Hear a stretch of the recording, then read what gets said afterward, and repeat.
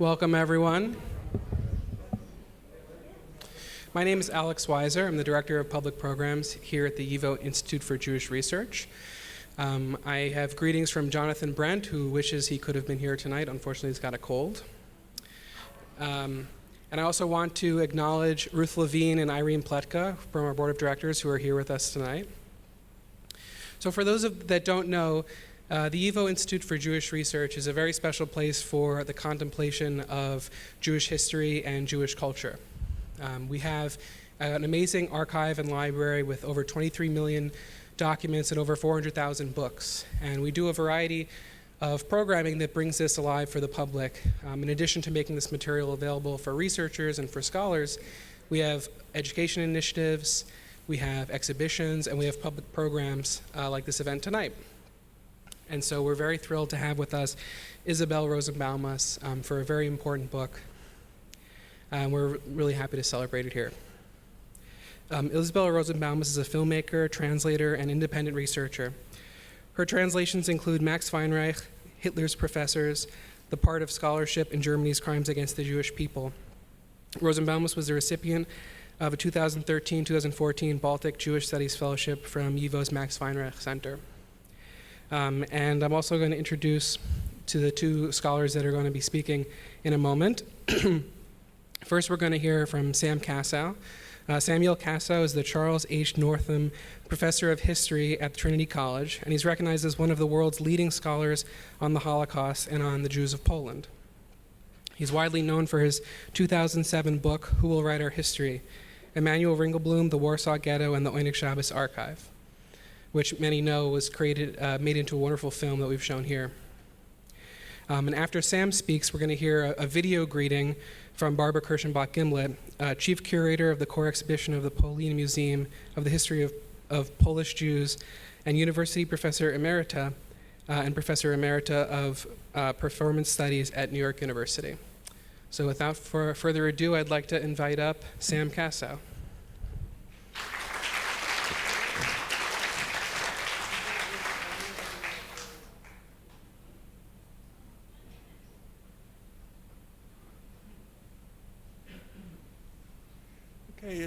It's a great honor to be here, and it's absolutely fitting that this event is taking place at the YIVO,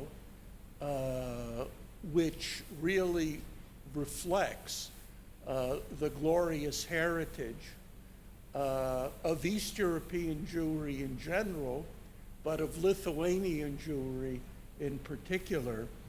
And if you really want to understand what was special, what was unique about Lithuanian Jewry in the interwar period, this is one of the must-reads. This is a wonderful book. It's fascinating, it's intriguing, it's revealing, it's honest. It's very well written, it's very well translated. So congratulations to Isabelle. Now,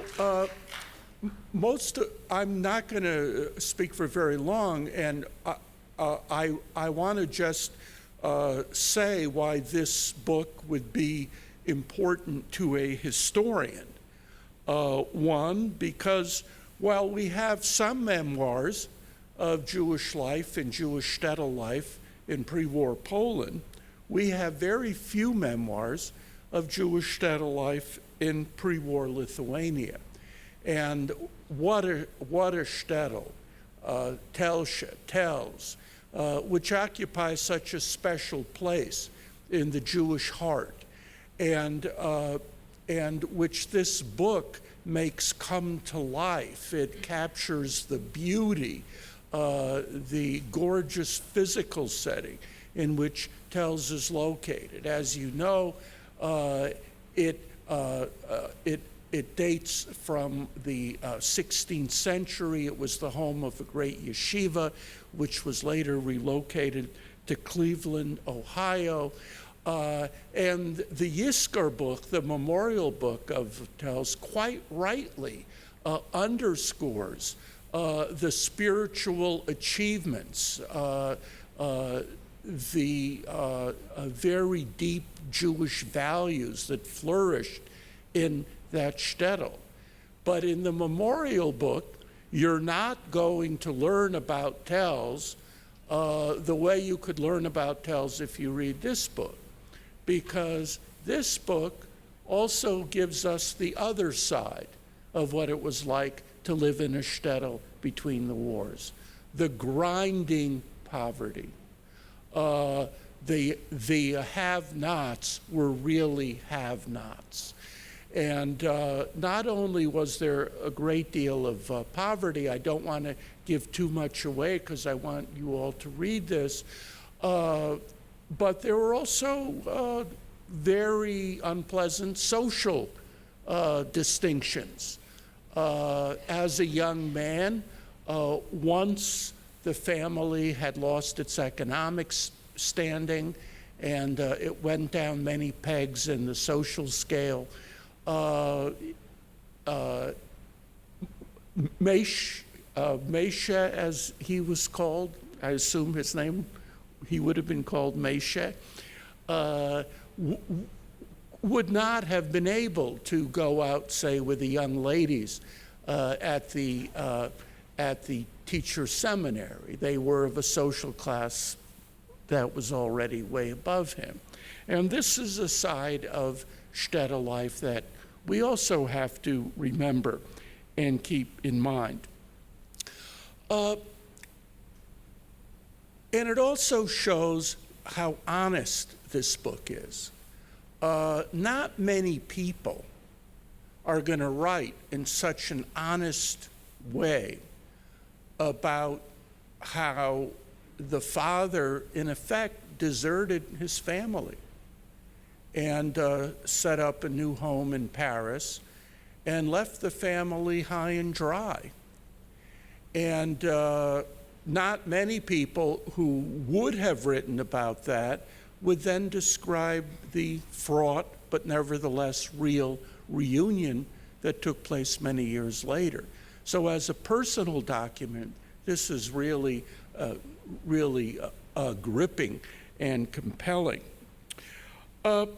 We also get some insights into the difference between Lithuanian Jewry and Polish Jewry in the 1920s and 1930s. When you read memoirs written by Polish Jews, especially memoirs that describe the 1930s, you can't get away from those descriptions of growing anti-Semitism, the fear of violence lurking just around the corner, the riots in the universities, the economic boycotts. In Lithuania, there was anti-Semitism, to be sure, but this memoir corroborates what I've learned from other memoirs as well, that somehow Jews and Lithuanians didn't really love each other. In fact, they weren't that much interested in each other. Unlike Polish Jews, many of whom were very interested in Polish culture, and more of whom were speaking Polish as a first language, the Lithuanian Jews lived a very self-contained life. They were the least acculturated Jewish community in all of Europe. But the relations were distant, but at the same time, you might say, they were close strangers. They were on a first-name basis.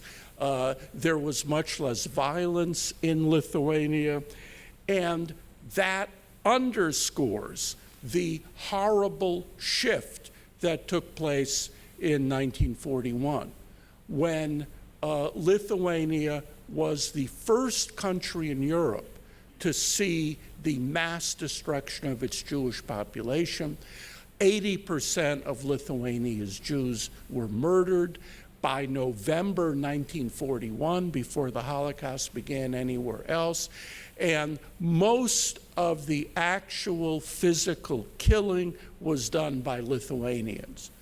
Most of the time under German supervision, but not all of the time. And what happened in 1941 obviously casts not only a shadow, which continues to this present day, but it also raises profound questions. If Lithuania was not that anti-Semitic in the 30s, why did this shocking thing happen? Of course, the Soviet occupation of 1940 plays the key role, and we get a very interesting description of that Soviet period in these particular memoirs.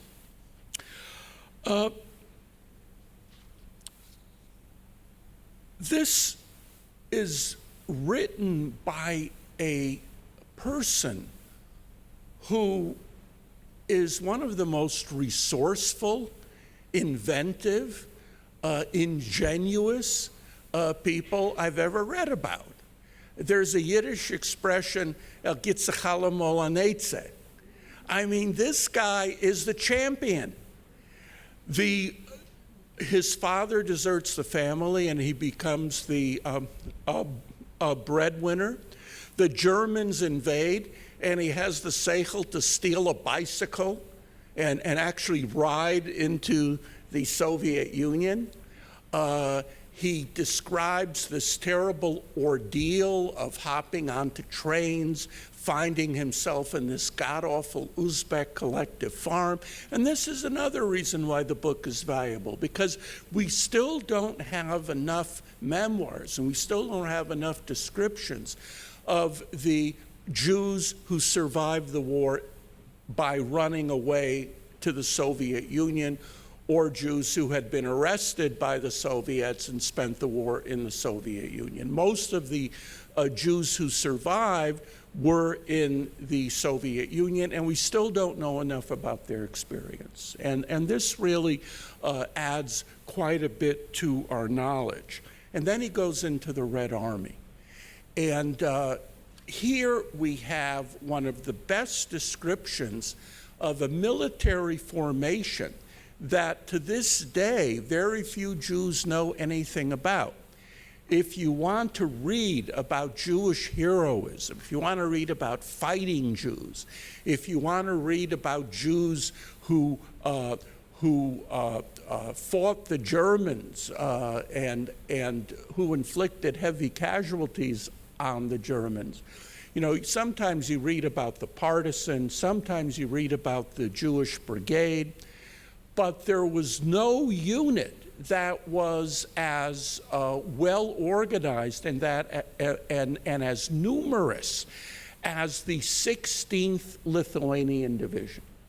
Now, the 16th Lithuanian Division was formed in the Soviet Union in 1941, 1942. They had to call it a Lithuanian division, although the Jews joked they called it the 16th Lithuanian Division because there were 16 Lithuanians in the division. As we know, Lithuanians did not jump at the chance to fight for the Soviet Union. So this division, especially in the early days of the war, was mostly Jewish. Over time, it became less Jewish. Of the 5,000 Jews in the division, 2,000 were killed in action. Almost everybody who survived was still wounded. I think your father was wounded, 4 times? There's a wonderful description of day-to-day life in the Red Army, of combat, of the feelings of coming home to hotels and seeing nobody left, seeing a Lithuanian family living in your home, and then having the pleasure of taking revenge on some of the killers and some of the collaborators. And this theme of revenge is something that we feel very uncomfortable talking about. I certainly do, for understandable reasons. I know that my uncle Zalman, who was in the partisan brigade Spartak, when the liberation happened in 1944, there was, I think, a 2-day window before Soviet power was restored in this little shtetl we came from, and he took the opportunity to settle accounts with a couple of the polizei. And so this description, again, is very, very interesting. And then the book continues with this wonderful description of marriage, of setting up a new life in Vilna after the war, and inside, blow-by-blow description of what it's like to be a Soviet administrator. That is, you're not high up in the party, you're not making the big decisions, but at the same time, you're living a comfortable life, you lack for nothing, eventually you live in a pretty nice apartment, but at the same time, the account of the moral compromises that you're forced to make, the corruption, the endemic thievery, the constant lying, the politicking. This would engage the interest of anybody who really wanted to study how the Soviet system worked and how the Soviet system eventually collapsed. And finally, of course, the decision to leave the Soviet Union, how they did it, not totally on the up and up, and the reunion with the father and going to France, where they begin a new life. So this is a very full book. It's a very rewarding book. And I want to congratulate Isabel on a great job. Thanks.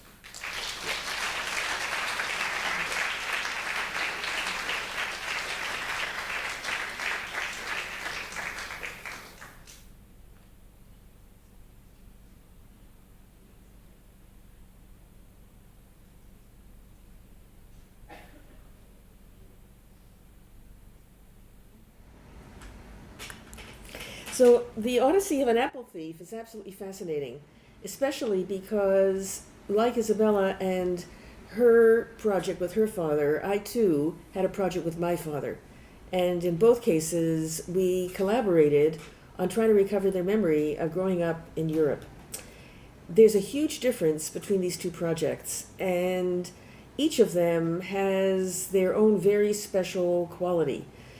From what I sense, the project of the autobiography or the memoir of Isabella's father is one that spans his entire life. It really takes us from his childhood in Lithuania, takes us through the war, takes us through the post-war period in Lithuania, and then to France. And so it's really covering a much, much broader sweep of history, a much broader time period in Europe. In addition, Isabella's father wrote his memoir in Yiddish, and they worked together on that text, and well, presumably on the French translation, and then, of course, there's the English translation. So that's the first. That would be the first point of comparison. In my case, my project was to talk to my father, and to talk to him for more than 40 years.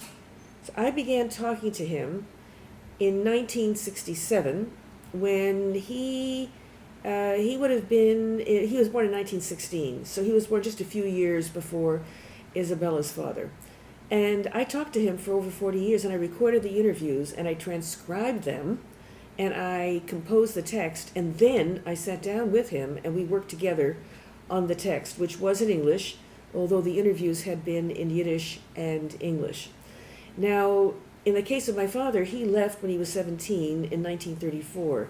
And so our interviews were almost exclusively about growing up in Poland. In other words, his experiences as a child. So right away, we have a very big difference in terms of historical scope, region. My father's from Opatów in south central Poland. So region, scope, historical period, but there's probably a more profound difference in it, and of course one is interviews, spoken word, conversation, the other one is working from a text. But there, I think, is another difference, and that's the nature of the two people. So that in the case of my father, first of all, he only completed Polish public school, so he had 7 grades of formal training. That's it. But he was fascinated by the world around him, and he was what I call extrospective, in the sense that he knew himself by the way in which he engaged with the world. He had an incredible memory, and he had an extraordinary, I would say, capacity for remembering everything in great detail. It really is, it's as if his childhood was a movie. It was so vivid and so detailed. And also it was mainly about everyday life. It wasn't about historical events. It wasn't about war. It wasn't about serving in the army. It wasn't about his life as an adult. In a sense, in this book, he never grows up. He's always a boy. He represents himself usually as a young boy in his paintings, but he's always a boy. He's never older than 17, although he is recalling his childhood from a distance of several decades, not quite as much as Isabella's father, which I think it's in his 70s that he writes his memoir. So there's a very big difference in their memories. And in Odyssey, the Odyssey of an Apple Thief, there's a moment where Moishe actually almost apologizes for going into detail, where my father, there's never too much detail. I mean, there are 2 pages on how to make a shoe. So there's a big difference. I think that Moishe has a kind of broad picture, and although there are detailed memories for sure, there's more of a sense of being within an historical moment and in a range of places. So it's quite different. However, both of us also were involved with our mothers. And in Isabella's case, her project, Bat Kama'at, looks at a completely different family, a completely different story, and really a woman's story, and the story of a school where her mother attended, and which had a very glorious and a very tragic history. In my mother's case, it's a completely different story. My mother was, without ever having gotten past grade, 6, she was a psychological master, and her great gift were proverbs and parables that she learned from her mother as a way of dealing with difficult social situations. And so I actually recorded all my mother's proverbs, sayings, parables, and also the situations and contexts in which she used them, and the ways in which she was able to take a situation that was very conflicted and painful and actually make people laugh and somehow or other see more clearly and get through them. So these are, of course, 2 completely different parents, 2 completely different sets of parents, 2 completely different daughters, different fathers, different mothers. But the idea that we could engage our parents and learn so much from them, and in the case of Isabella, her projects take 2 very different forms. One is a published memoir. The other is an ongoing project of collecting and exhibiting and a web presence and trying to bring attention to this school and the fate of the girls and the women who were there. In my case, my family was able to persuade my father, when he was 73 years old, to begin to paint what he could remember, so that we actually we may not have a lot of photographs, but we do have wonderful paintings by a self-taught artist of his memories of growing up in Poland before the Holocaust, and they are a wonderful complement to what he was able to tell me in words. And so what I like to say is that I got the right father and he got the right daughter, and I think the same could be said for Isabella.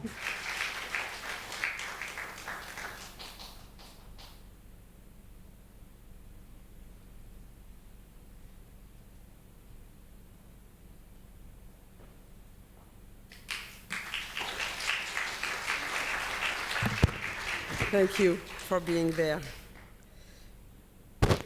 Papa, can you hear me?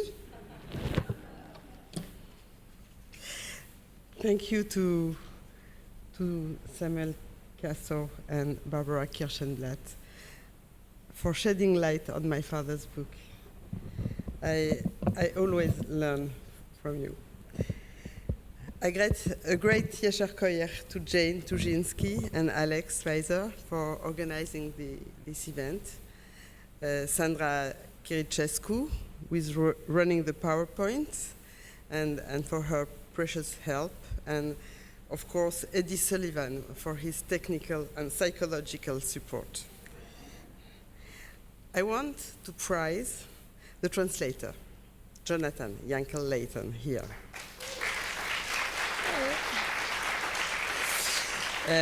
Without him, there would not have been a book. For my family, Meyerowitz, one representative is here tonight, sponsoring the event in memory of their father Max. I have a love without borders and beyond words, going back to our parents' affection. But how can I thank enough my amazing daughter Eléonore Biezunski for the artistic direction of the event? I will think about it. Thank you also Yuri and Ilan for being here for the music. Ilan is probably one of the only person outside the family here who has known Moishe. And it's your presence is very important to me.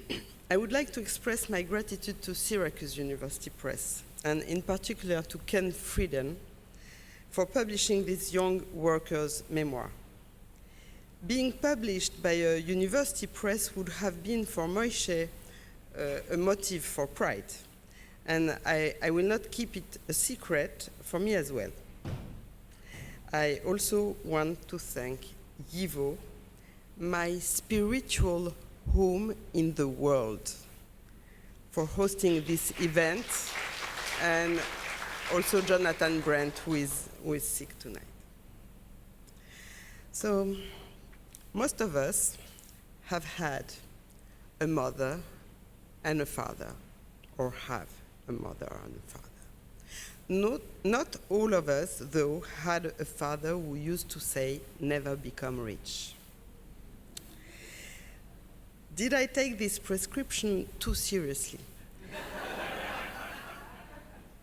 Did I interpret a zift, a sigh, as a political statement?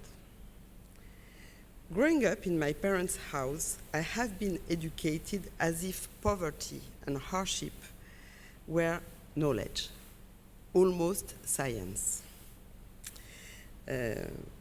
What should I do with that today?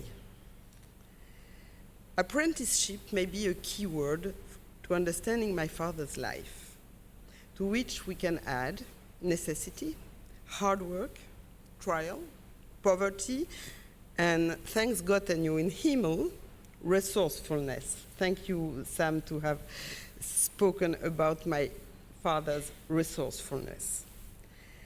My father, Moishe, became an apprentice at age 10. Born on May Day, 1922, he liked to joke about the proletarian fate promised to him at birth. My father didn't begin his life as an Orem-kind, a poor child, nor as an abandoned one. But both of these experiences were in store for him. When his own father left the country after bankruptcy in the wake of the Great Depression, Moishe became der Breitgeber, the breadwinner for the family. His mother gave birth to a fourth boy that my grandfather would never get to know. And while Moishe struggled for subsistence and became a qualified tailor, cataclysmic historical events were in the offing. From his fidgeted childhood in Jewish Lithuania, where stealing apples from church orchards was his favorite escapade, Moishe doesn't want to paint an idealized portrait. As we follow his steps among his family, in the Cheder, with his playmates, as an apprentice, and as a laboring teenager, we get a precise and moving portrait of the lives of working-class Jewish youth in Tel Shai, a religious town celebrated for its yeshiva. When the war broke out, Moishe fled Lithuania alone. The very few moments in the book where he evokes the last time he saw his mother and brothers and his return to Tels after the war are full of emotional self-restraint. He followed a voice that drove him onto the roads, heading away from the bombings. Where was this voice coming from? In another presentation at Yiddish New York, about his mother's part in Moishe's specific brand of intelligence, I linked Ulysses, the Ulysses of the Odyssey, with the Greek feminine figure of Metis. Fraught experiences took him across Russia and among the refugees wandering through Central Asia, where he ends up starved and enslaved in an Uzbek kolkhoz. Recovering from typhus, he enlists in the 16th Lithuanian Division of the Soviet Army, rapidly joining a reconnaissance unit where his ingenuity in defying danger is key to his unlikely survival. Somewhere in his early writing, Moishe ponders on what it is to understand, using the French word entendement. Moishe had an acute awareness that a narrative could grow from arranging and reconstructing facts from hearsay. In his foreword, he mentions how crucial it was for him to write from his personal and unique perspective, from what he saw and what he was a direct witness to, especially as he took up his pen decades after the events. Nevertheless, beneath the relatively simple surface of chronological construction, there is always a concern for context. When useful for his intended reader, typically a child, a grandchild, or a great-grandchild, Moishe supplies essential geographical and cultural notions, to which I added to meet the requirements of this University Press edition. Most importantly,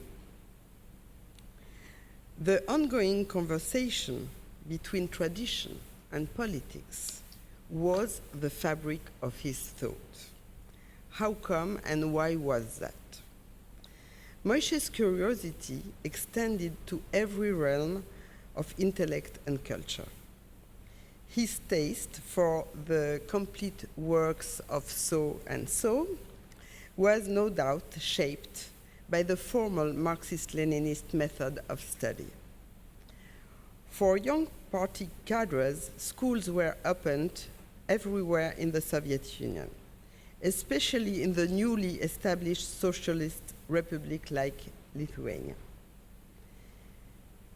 His description of the economic chaos and of the hypocrisy of the Soviet system owes a lot to the literacy and knowledge he gathered in these schools, combined with his power of meticulous observation, not to mention a devastating sense of derision and an eye for absurdity à la Bulgakov.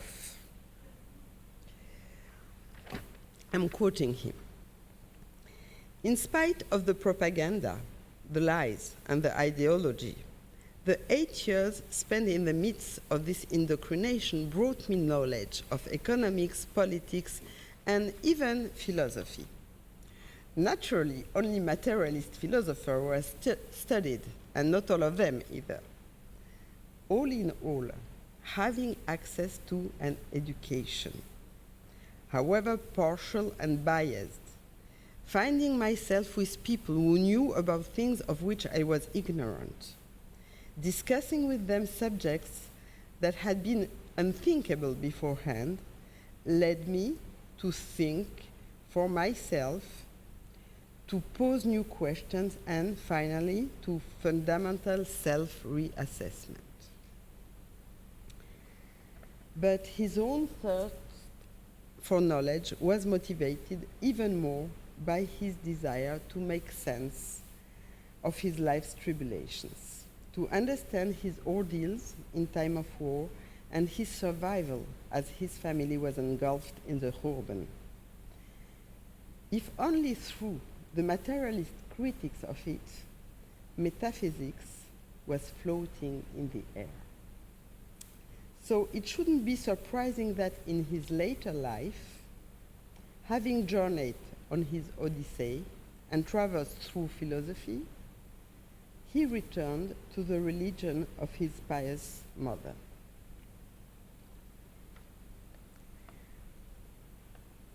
Never did Moishe forget the long years providing for his family while learning a trade. He always emphasized these formative years when he observed the ballet boss, the street, the town, the Jewish society from the bottom up. He never forgot to speak of the most vulnerable, the poorest of the poor, the bearers of the heavy burden of long hours of work, the paupers at the border of misery and even of sanity. Almost every episode of the book involves these heartfelt notations about the condition of the downtrodden, be it about skating or swimming with kids, eating on Shabbos, the picturesque beauty of the town and its people. He describes the butchers and other shopkeepers and their system of credit, the hovels where the indigent lived, the religiosity of the Jewish population, the bustle of the market square, and the price of the herring. He also evokes the personal dignity of Merechaye, his mother, when their impoverished family couldn't afford the most necessary products, and she had to make the decision to place Moishe into an apprenticeship. Through the book, the social question is interwoven with almost everything, from relations with girls to religion and, of course, politics. My father never lost his sense of humanity. My cousin Cyril Meyerowitz, who had a warm relationship with Moishe, writes to me.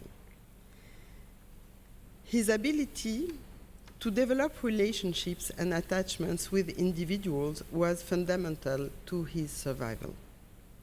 He writes appreciatively that his travel partner had skills he did not have and that those skills were essential to his survival.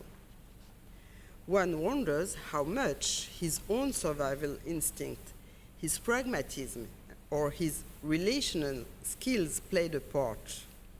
He doesn't write about what attributes he brought to that survival fight that were equally important to his partner and their collective survival. End of quote. The only war action he describes in graphic detail is going to bring back a wounded comrade across the enemy line, covered by a diversion of fire. He utters his muffled pain when he finally brought back the young man dead, leaving behind a trail of blood on the white snow. The interdependence and solidarity of elite reconnaissance unit members was more than iron, discipline, obedience, and responsibility instilled by the army. For Moishe, it was very much the image of what a mensch ought to do in a given situation.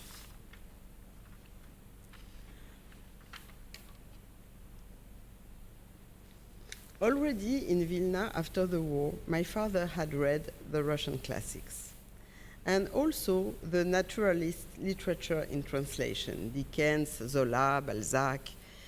He appreciated the roman picaresque of Cervantes and Dante's complex vision of the world, while philosophy appealed very much to him. Most of all, he liked historical frescoes, and Alexandre Dumas' complete works occupied a respectable place in his small library. As soon as he discovered it, he developed a real love for classical music. I cannot get rid of a few recorded audio cassette cards. You know, these cards that were in the plastic box of the audio cassette, of concerts and operas, where he had documented systematically the names of the composer, the conductor, the singers, the pieces played, and every detail a cataloger, classifying for archival purpose would record. Years passed, and I became close to, and then assistant to, my teacher, the French historian Pierre Vidal-Naquet. Books circulated between our houses. My father read everything, systematically, and with delight. From social sciences, history of Judaism, to the literature of Middle Europe, and from psychoanalysis to history of science, Moishe read, absorbed, and discussed everything with me. He was a genuine literature lover. Knowing how much he had appreciated the complete works of Kafka, I was still surprised how much he was hooked on Leo Perutz, and later on the cryptic novels of Bruno Schulz. At the end of his life, when he was fighting with his language skills and Alzheimer's, I read him poetry in Yiddish, Sutzkever's Green Aquarium, and its French translation by Batia Baum, difficult poetry. Later, when he was in a nursing home and things were getting worse, he never lost his sense of irony and laughed with pleasure at Der Kleiner Prinz, the Yiddish translation by Sholem Lerman. The translator may always be in the room, especially at the prejudice of the scientific community that needs the Turkish astronomer to come back in Occidental guise to record his discovery of the asteroid B612. I call the Yiddish planet since then asteroid B612. Asteroid B612. I may have been the main beneficiary of Moishe's conversational skills in discussing an array of historical, literary, philosophical, and political questions. Our brains and hearts seem to have been in tune. In the word of Barbara Kirshenblatt-Gimblett, I may have been the perfect daughter for the perfect father. Perhaps also I arrived at exactly the right moment in Amazel Dicker show, after the doctor's plot, and a fortnight after Stalin's death. Thanks God.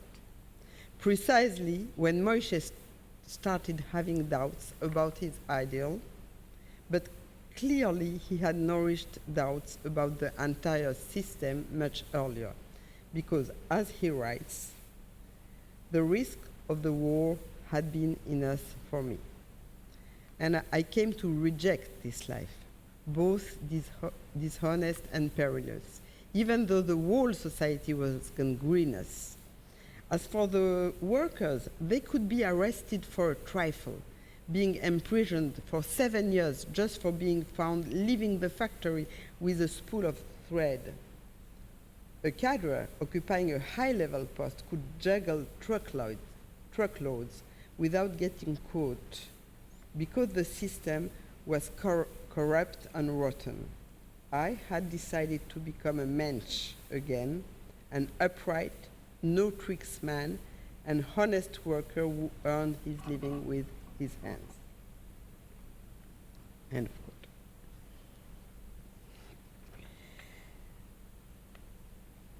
So I'm coming to my conclusion, which is very personal. When my father told us, never become rich, he meant, don't do like my father who abandoned us to run after fortune. Don't turn away your face from me as soon as you achieve opulence. That we didn't. Don't abandon me in my old age because your human values were overwhelmed by materialist concerns. Papa's politics, always consistent, were that a part of the population cannot be abandoned on the side of the road. From the infinite source of love he received from his mother, whose authority he never questioned, he poured onto us an endless amount of this intangible legacy. Like our Jewish God, this love is impalpable and invisible. You can only feel it.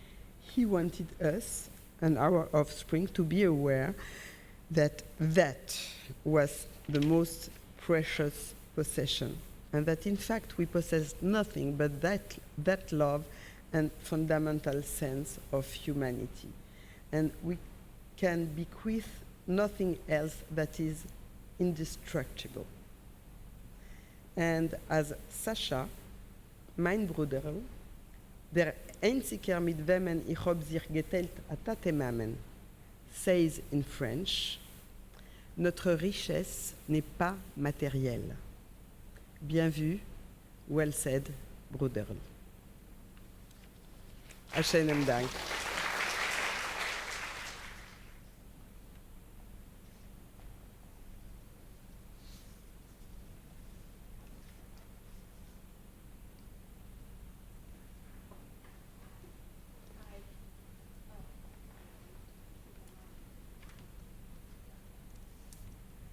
Hi, good night. I'm so honored to be here, and very, very moved that my grandfather, who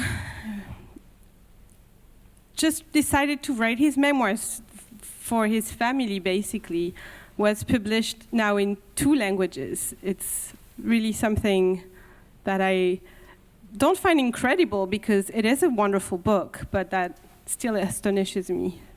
And now we're gonna hear his voice. Schon bald 2 Jahre wie ich hab aufgehört zu schreiben. Aber mit einmal hat die Hand nicht gewollt schreiben. Ich sag die Hand, aber ich halte, das ist der Mörch. Jetzt ist vorbei die Krankheit und es will sich weiter herabreden von Herzen. Überhaupt schreibe ich das, es soll bleiben für die Kinder uneiniglich. Sie sollen wissen, was unser Volk hat durchgemacht in dem Jahrhundert und wie viel sein Vater und Seide hat durchgemacht. Weil die Zeit läuft und ich bin schon 74 Jahre und keiner hat nicht keinen Kontrakt mit Gott. Weil die Zeit jagt uns allemal herüber. Darüber muss ich sich zuhalten und nenne ich meine Schreibers. Und wir können das also anrufen. Ich habe sich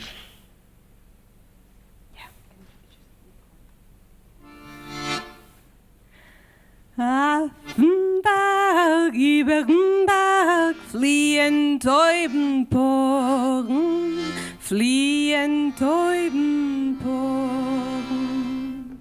Komm noch kein Masel nicht gehört, weg die junge Jorn. Komm noch kein Masel nicht gehört, weg die junge Jorn.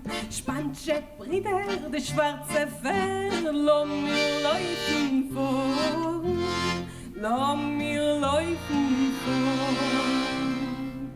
Äfschel kennen mir der Jungen, meine junge Jungen.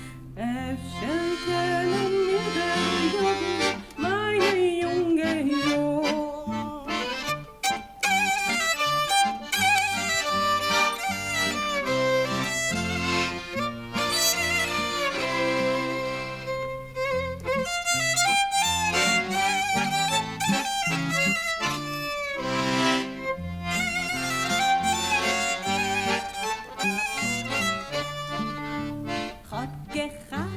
Junge Jung, auf dem grünen Brick, auf dem grünen Brick. Jung, jung, Kerzelchum, Chotschen Gefurik. Jung, jung, Kerzelchum, Chotschen Gefurik. Nee, nee, wir wollen nicht gehen. Sie sind nicht dort zu wärmen. Oi, sie sind nicht dort zu wärmen. Oi, du hast uns nicht gesagt, Junge, heit verschämen. Oi, du hast uns nicht gesagt, Junge, heit verschämen. Berg, über den Berg fliehen Teubenporen, fliehen Teubenporen. Komm noch immer nicht gehört, weg die junge Jorn. Komm noch immer nicht gehört, weg die junge Jorn.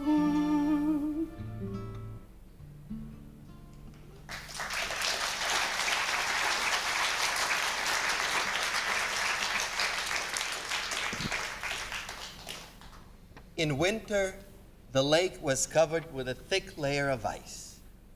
As soon as the snow fell, the wind would sweep it across the flatness, forming drifts here and there. It was inviting to skate on this frozen mirror as much as we wanted, each of us on one skate. Anyone who could afford two was one of the privileged few. When the wind blew, we would open our coats and let it sweep us along and carry us along like giant birds. Pushed by the headier gusts, it took just a few moments to find ourselves 3 kilometers away at the other end of the lake.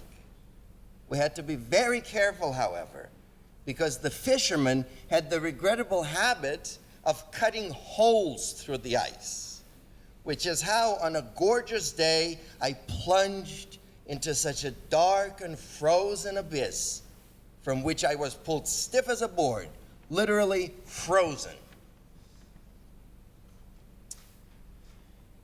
There was one other activity that was particularly dear to me, although I don't know that it can be classified as a sport.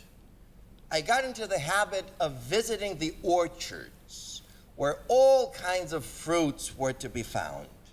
My family didn't own one, but there were orchards in abundance all around, everywhere in and around Tels. Of all the fruits, my favorite by far, which has never changed, was the apple.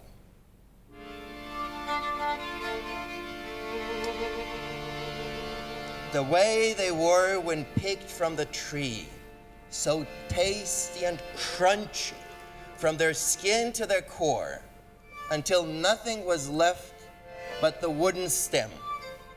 I've continued to eat them like this all my life, and I've always, thank God, been able to perfectly digest them. But I have never again found that same feeling of delight that I experienced when I pulled the fruit from its branch and right there took that first crunchy bite. Its taste was incomparable. I realized only later that it wasn't only the flavor of the fruit that I was savoring, but the taste of childhood itself.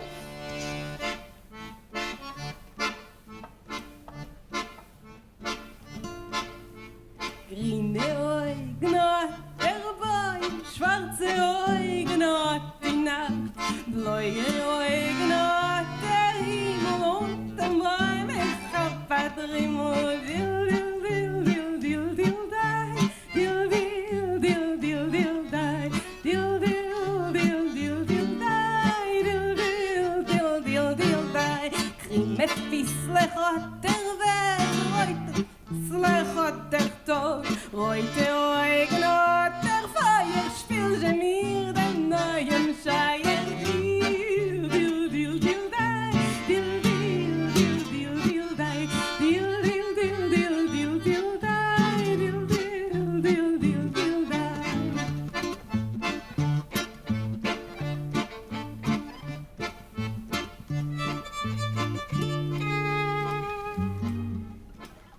The feeling of delight was inseparable from the risk.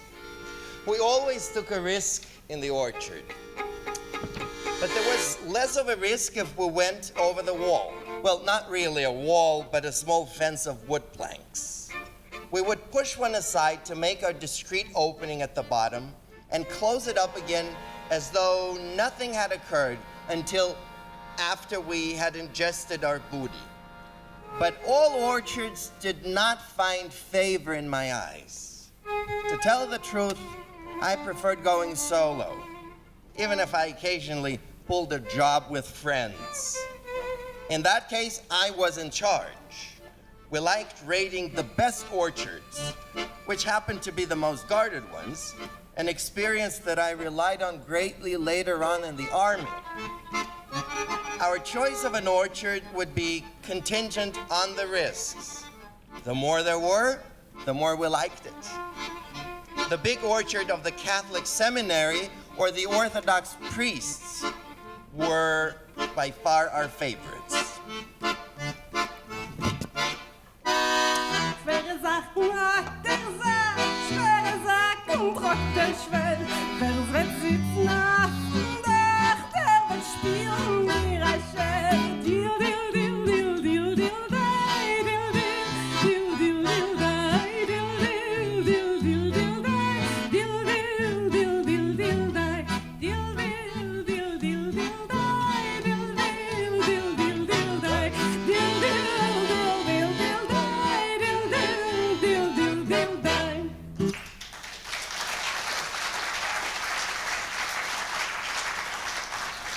Thank you.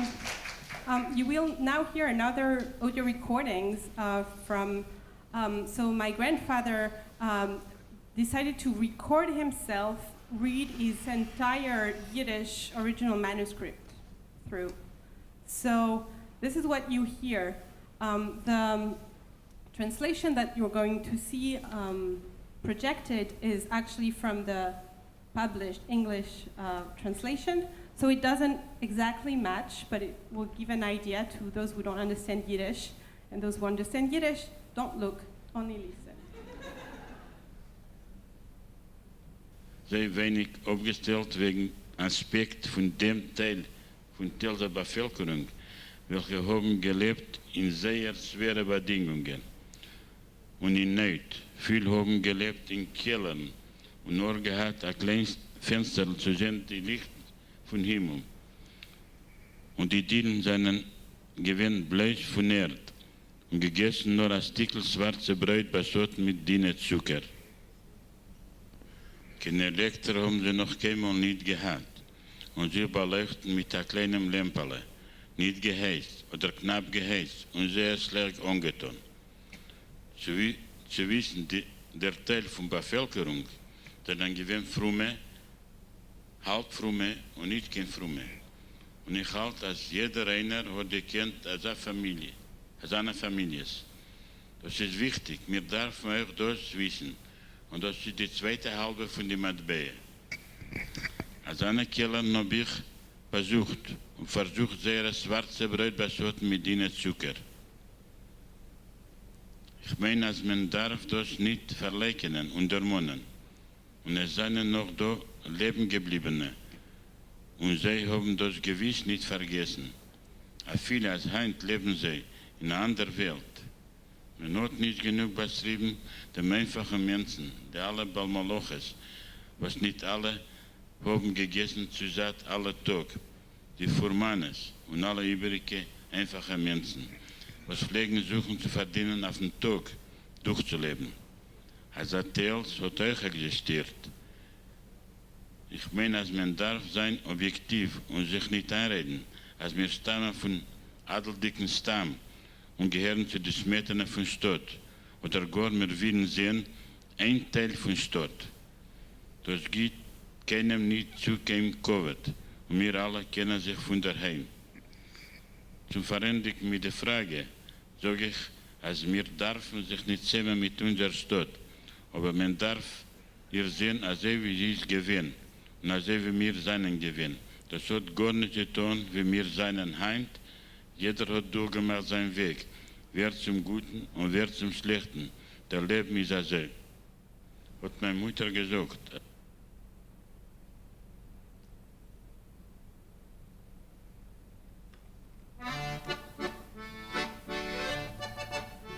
Tous les animaux et les candélabres, le violon coquet, le bouquet sont du mariage, sont du mariage. L'ange à la fenêtre où sèche le linge, derrière la vitre installe un pays dans le paysage, dans le paysage. Mon peintre amer, odeur d'amande.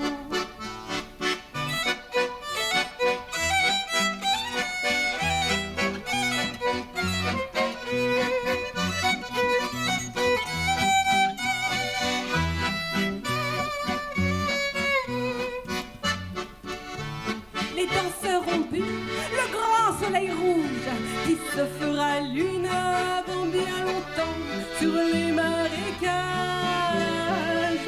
sur les marécages.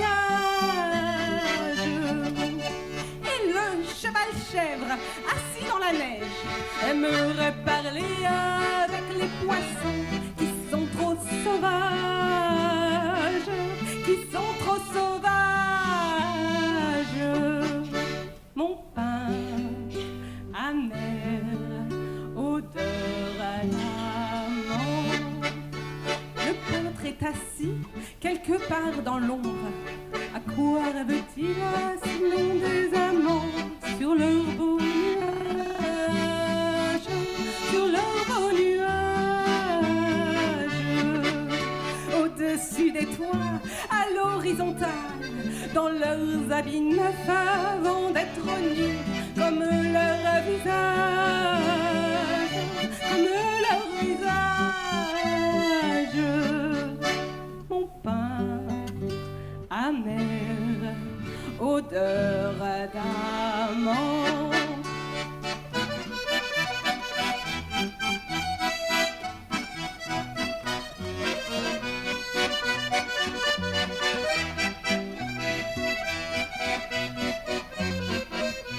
Marchez sur les mains, perdez votre tête. Le ciel est un cirque où tout est jonglé. Et le vent voyage, et le vent voyage. Tous les animaux et les candélabres, le violon coquet, le bouquet sont du mariage, sont du mariage. Mon pain amer, odeur d'amande.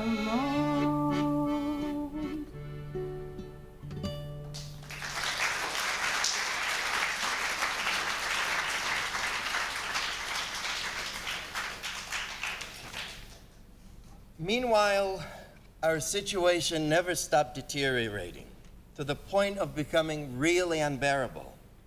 So here was a household full of eaters. Very much in spite of ourselves, we now resorted to a strictly vegetarian diet. We were eating what the Russians called poshlus, or poshnu, a soup made from a stock of the cheapest market vegetables. Our foods had become tasteless and were cooked without any fat. The recipe for poshnu was simple enough. Take a pot and fill it almost to the top with water. Add a few noodles, 1 or 2 potatoes, half a glass of barley, and a little salt or pepper. When it starts to boil, sit down at the table, and when you eat, try hard to forget your hunger and focus your attention on images of meat or other delicious dishes. Those were gone now from our house, but remained in our dreams.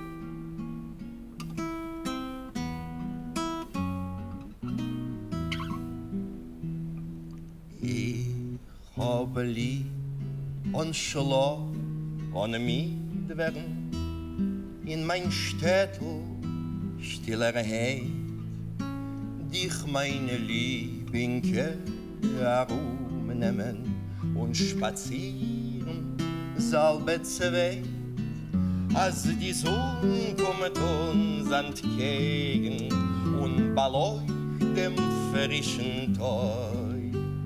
Is unser Leicht azoi, das Regen, is unser Leicht azoi, das Regen.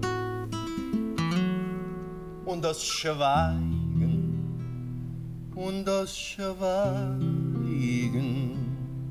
und das Schweigen, leicht azoi, wie voll sie in jeder Rege, wie voll Zusagen von Glück in dein zärtlicher Bewegung, in dein Atem, in dein Blick. Darfst mir gar nicht überzeugen, als du fühlst dieselbe Freude. Sis amol das bloße Schweigen, sis amol das bloße Schweigen. Uns viel verloren, uns viel verloren, uns viel verloren, wie die Reh.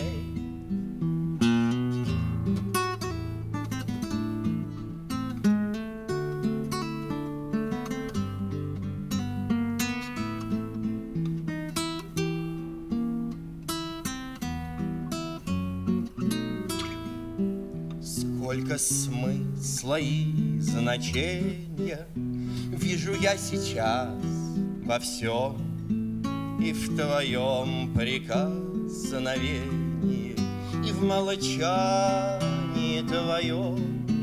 Не спугни же очарования этих тихих вечеров, ведь порою и молчание, ведь порою и молчание нам понятней, нам понятней, нам понятней всяких слов.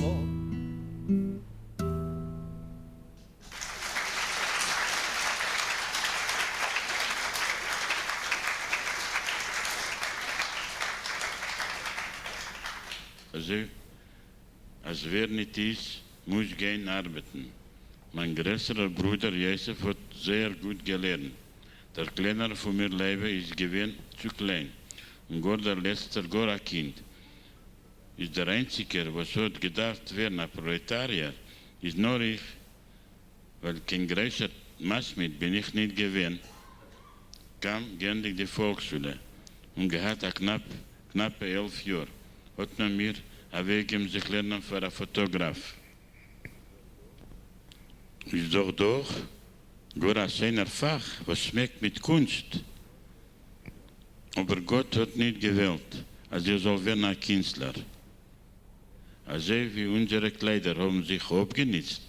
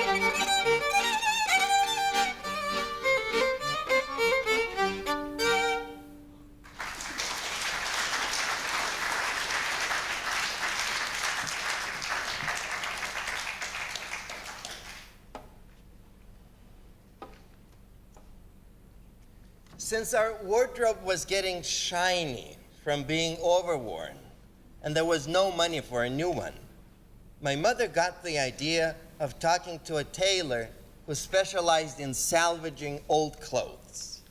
The key part of his work was turning the material inside out. His fees were judiciously calculated to appeal to the poorest of the poor. My mother could not allow herself to dress 4 boys in new clothes, and this justified her decision to seize the first chance of placing me into an apprenticeship with a tailor, and better yet, one who knew how to restore garments. Perhaps you don't know what is involved. The work consisted of taking a pair of pants, or any clothing, and disassembling them by completely unpicking all the stitching, cleaning up the seams by removing all the threads with a blade, and finally, after having ironed the clothes on the used side, passing the iron over the side that had been the lining and would from now on be on the outside. That the pocket changed sides during the procedure was of little importance. This time, God decided to bestow his grace on me, because in less than the 6 days that he needed to create the world, I became a tailor, from which there was no going back. Also wie unsere Kleider haben sich abgenutzt und auf Kenai ist nicht gewesen kein Geld, hat meine Mutter gefunden als Schneider, welcher ist gewesen ein Spezialist von übernützenden alten Sachen. Ach, ihr wisst nicht, wo das ist, will ich euch aufklären. Man nimmt den alten Rekel oder ein paar Häusen, man trennt das und dreht über auf die zweite Seite, das heißt auf die linke Seite, welche ist gewesen unten. Ich halte, dass ihr habt verstanden oder ihr wollt, ihr soll noch einmal überhasern. Nein, ist gut, gehen wir weiter.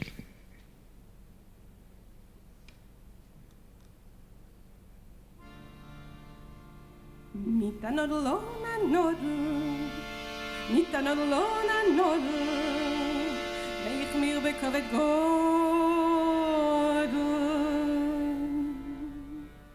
Sitzen sitz ich mir, a fies auf a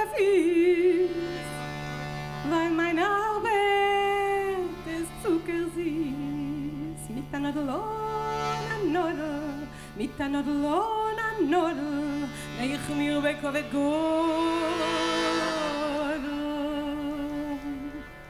Ich a ganze Woche und nehm mir aus a Pariser Loch mit anodlon anodl, mit anodlon anodl, ich mir bekovet god.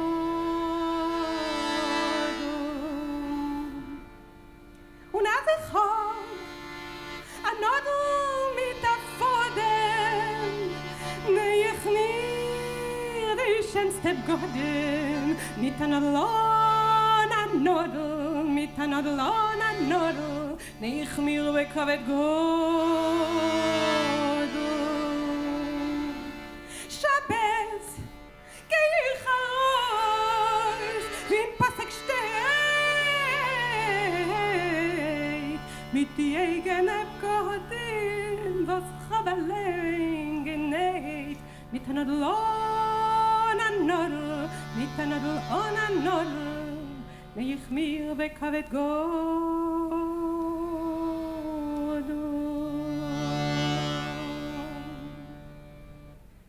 Ota zoi neita Schneider, ota zoi neita gut, ota zoi neita Schneider, ota zoi neita gut.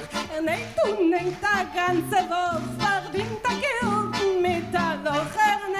Neit a ganze Woche, verdient a Gilden mit a Loch. Ota zoi neita Schneider, ota zoi neita gut. Ota zoi neita Schneider, ota zoi neita gut. Neitun hat gedoch es nit kein Breiter. Neitun hat gedoch es nit kein Breit. Ota zoi neita Schneider, ota zoi neita gut. Ota zoi neita Schneider, ota zoi neita gut. War a Joch nit heim gedacht, hat mir gehorbert von Nacht bis acht. War a Joch nit heim gedacht, hat mir gehorbert von Nacht bis acht. Ota zoi neita Schneider, ota zoi neita gut. Ota zoi neita Schneider, ota zoi neita gut. Ob die Struck, sie hat dann gemacht, wir arbeiten schon mehr nicht für Nacht bis acht. Ob die Struck, sie hat dann gemacht, wir arbeiten schon mehr nicht für Nacht bis acht. Ota zoi neita Schneider, ota zoi neita gut. Ota zoi neita Schneider, ota zoi neita gut. Ota zoi neita Schneider, ota zoi neita gut. Ota zoi neita Schneider, ota zoi neita gut. Thank you. We have one more song, but I just wanted to tell you this that I didn't think of before. I mean, first I want to thank Yuri Vedenyapin, who came all the way from Montreal for this, and Ilan Moss. And so, I'll tell you later.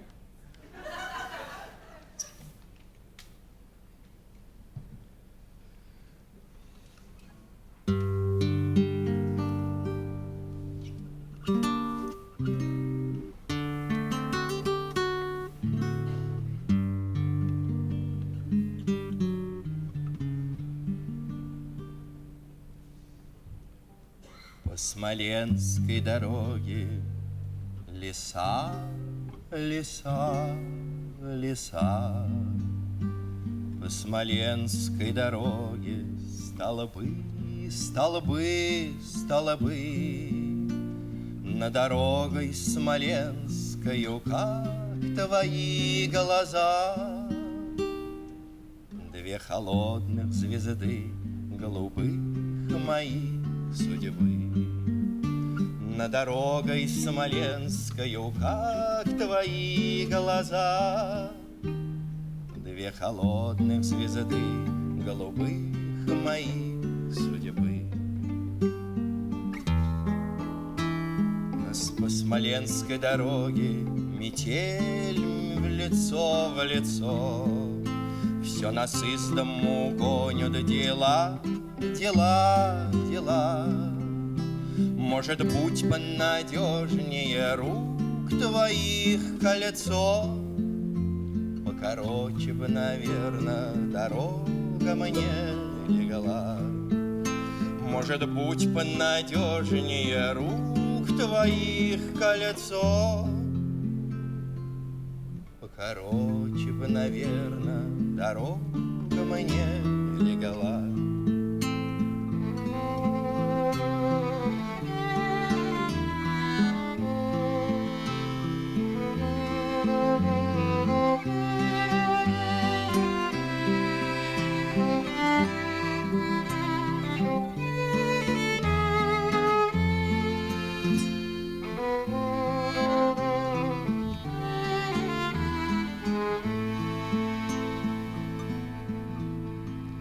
Смоленской дороге леса, леса, леса. По Смоленской дороге столбы гудят, гудят. На дорогу смоленскую, как твои глаза. Две холодных звезды голубых глядят, глядят. На дорогу смоленскую, как твои глаза. Две холодных звезды голубых глядят, глядят.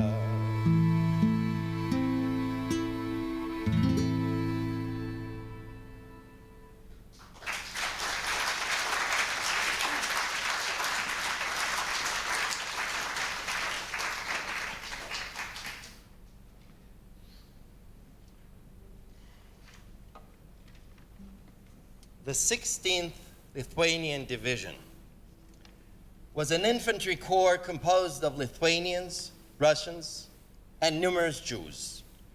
Those who survived know well how excruciating was the road back for us Lithuanian Jews. The liberation of Lithuania was an ordeal. When we arrived, it was to find our houses emptied of our families who had vanished and occupied by Lithuanians. When I reached Tels, my first instinct was to run to my house. I pounced on it like a madman. I found not one living soul, not my mother and not my brothers. At that time, my father was not even in my mind. I thought only of my mother and my 3 brothers. Had I been a civilian, I would not even have been able to set foot inside the house. I was arriving as a liberator after 4 years of war, and the people who occupied my home looked on me as nothing but an invader, although they were trembling. They knew nothing and had seen nothing. They had been allocated the apartment whose furniture had been pillaged before they moved in. That same day, I learned where our families had been massacred. There's no way to describe my rage and my sorrow. So after the war, as you understood, my grandfather made his way to France after his experience as a caterer of the party, and many years later, after he wrote these memoirs, and as he was writing these memoirs, I was starting to play klezmer music, and my grandparents happened to live just on the 2nd floor of this bar where we had the jam sessions and the concerts. So Ilan and I, Ilan was living in Paris then, and I was living in Paris. We started a band, and we were playing there all the time. So my grandfather would come and hear us, and he was often my first audience for the songs that I was learning. So I wanted to share with you to end this program, and I hope you will join us just outside. We have the books and lechaim, some vodka and treats, so please stay. I wanted to share with you the dedication that he handwrote to me on the copy of my book in French. Ma très chère aimée Eléonore, Mijn teure liebe Eleonore, je suis très content de toi. ich bin von dir sehr zufrieden. Tu es une bonne enfant. Du bist ein gut Kind. Et plus que ça. Und mehr von das. Tu dois savoir que chacun est doté du libre arbitre. Du darfst wissen, als jeder einer ist ein freier Arbiter, Bäuer. Et peut choisir le chemin qu'il veut. Und kann ausbleiben den Weg, welchen man will. Et quand on s'aperçoit qu'on n'a pas pris la bonne direction, Und im Mittenweg sieht man, als das ist nicht der gute Weg, kann man beiden die Richtung. on change son chemin. Und nicht nur einmal im Leben, noch vielmal. Pas seulement une fois dans la vie, mais plusieurs fois, jusqu'à ce qu'on trouve le bon chemin. Bis man findet den guten und richtigen Weg. Mit herzlichen Kuschen von deinen Seiden, Moishe Rozenbaumas. Adank, Adank.